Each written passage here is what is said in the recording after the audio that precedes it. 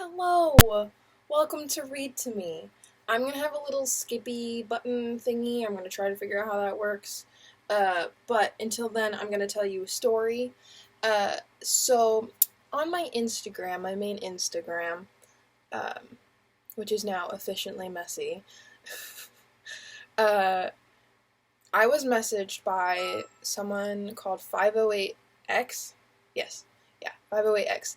And they asked me if I was going to keep reading, and I was like, yeah, totally. Yeah, I'll totally upload. Yeah, of course. Yeah, sorry. Um, yeah, it was great. We had this awesome little cute little conversation. It was fantastic. It was great. So, yeah, I'm going to upload today. Thank you, 508X, for reminding me that I started reading. Yeah, so, um, yeah. Also, you might notice I have a new background. Uh, it's new. Yeah, it's new. I haven't ironed it yet because it's new. I'll do that. It might change back to the old one. It might stay this. I don't know. You can tell me which one you prefer. I like this one. It's real great. It kind of, if it was ironed, it'd give off a very big vibe. Anyway, so yeah. So today I will be reading part 2, chapter 12 and 13 of R.L. Stine's The Fear Street Saga, The Betrayal, which is the book 1.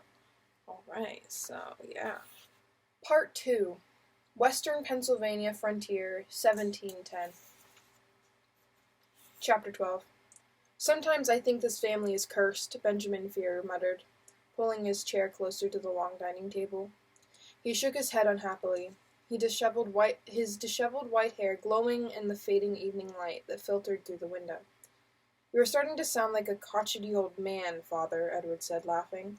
I am a crotchety old man, Benjamin declared with pride. How can you say we are cursed? Benjamin's brother, Matthew, demanded, sniffing the aroma of roast chicken as he entered the room. Look how our farm has prospered, Benjamin. Look how our family has grown. I can see that you have certainly grown, Benjamin teased. Matthew had become quite stout. As he took his place at the table, everyone could see that his linen shirt was stretched tight around his bulging middle. Uncle Benjamin, are you teasing my father again? Mary Fear scolded. Matthew's daughter Mary set a serving platter of potatoes and string beans in front of Matthew.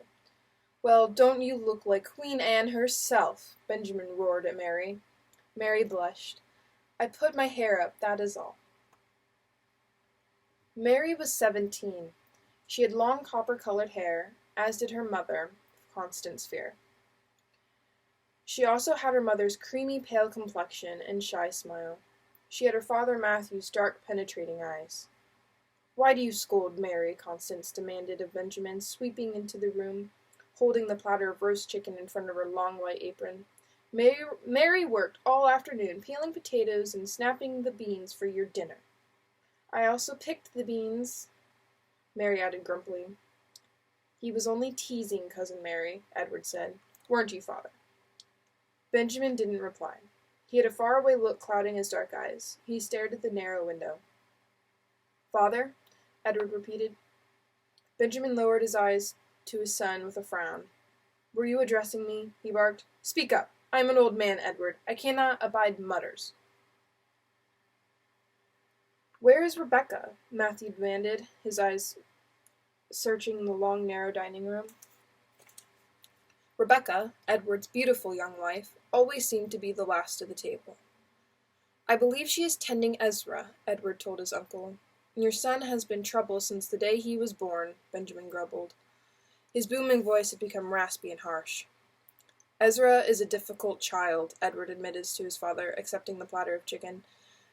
But I believe you go too far. I'm his grandfather. I can go as far as I please, Benjamin bellowed unpleasantly. If you don't like my remarks, Edward, go eat your dinner at your own house. He pointed out the window toward Edward's house across the pasture. Hush, brother, Matthew instructed, raising a hand for peace. Let us enjoy our dinner without your usual sour complaints. Rebecca entered, pulling Ezra behind her. It was evident from Ezra's wet eyes that he'd been crying.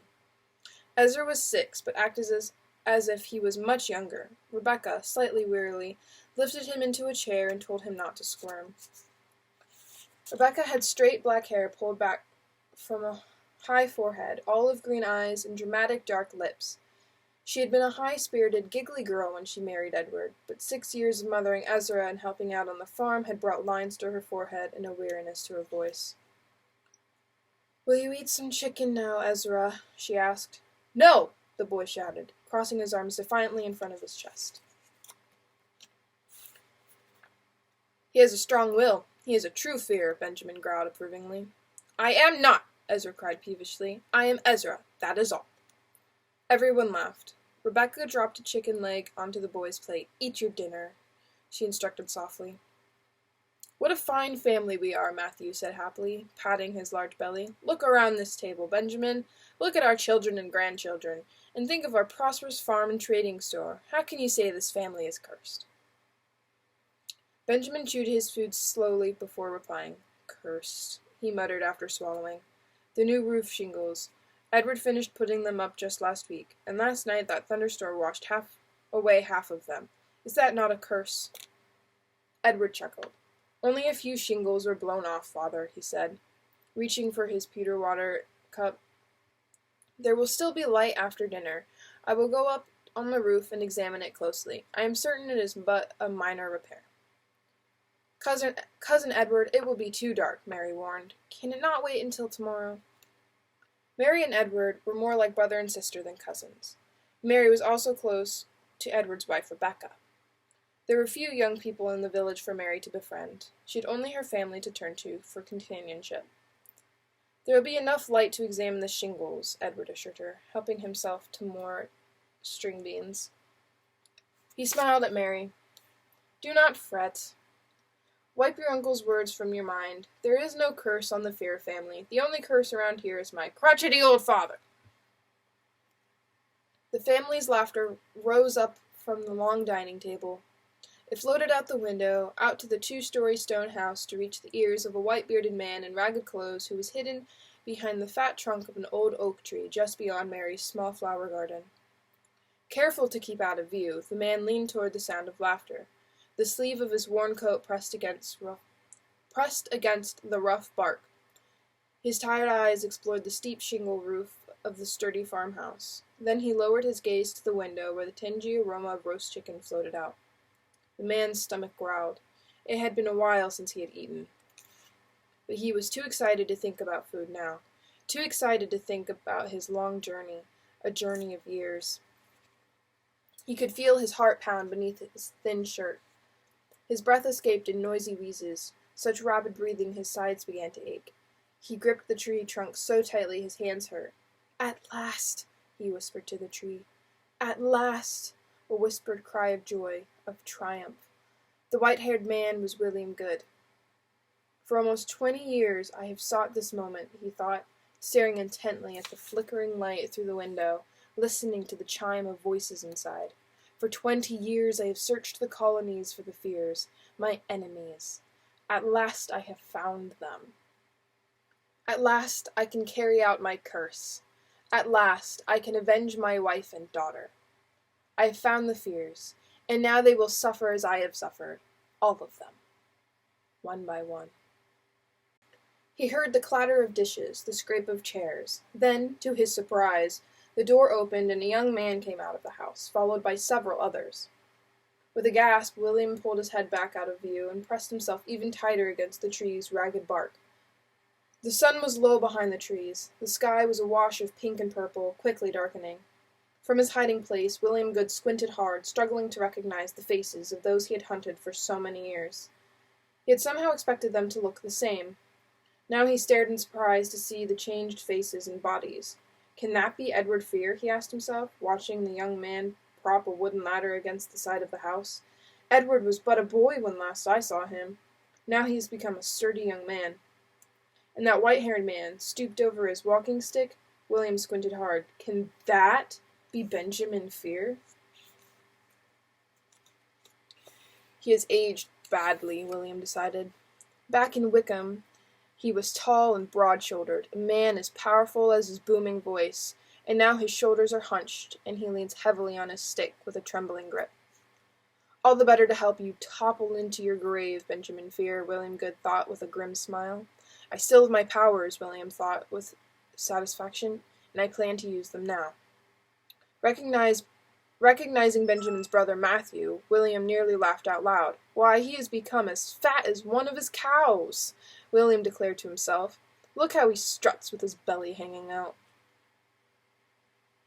"You will strut to your grave, Matthew," William decided, feeling a wave of bitterness sweep over him. "It will be a painful journey for you, Matthew.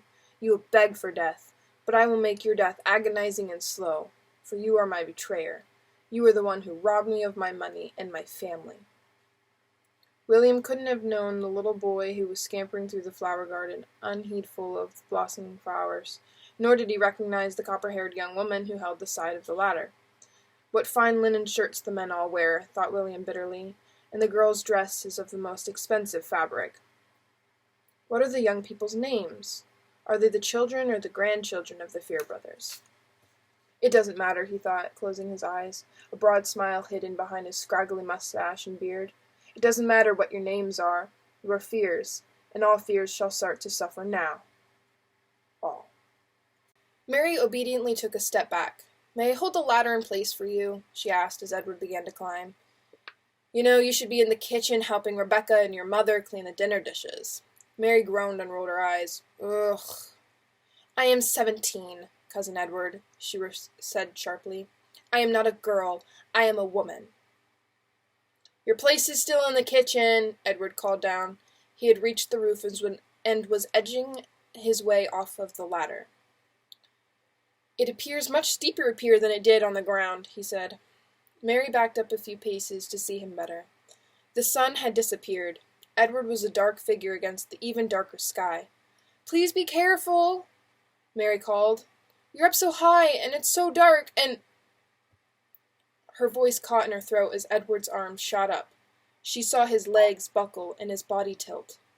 And then she opened her mouth wide and began to scream as she realized Edward was falling head first to the ground.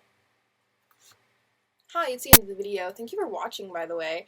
I just wanted to say that while I was editing the video, the sound quality was horrible.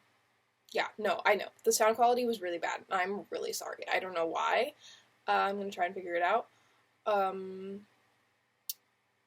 Yeah. So, I don't want this outro to be, like, super long or anything. So, I'm just going to say thank you for watching. If you liked it, leave a like down below. And subscribe. Right here. Subscribe. If you want to keep updated, click the bell. I'm going to upload, like, every day again.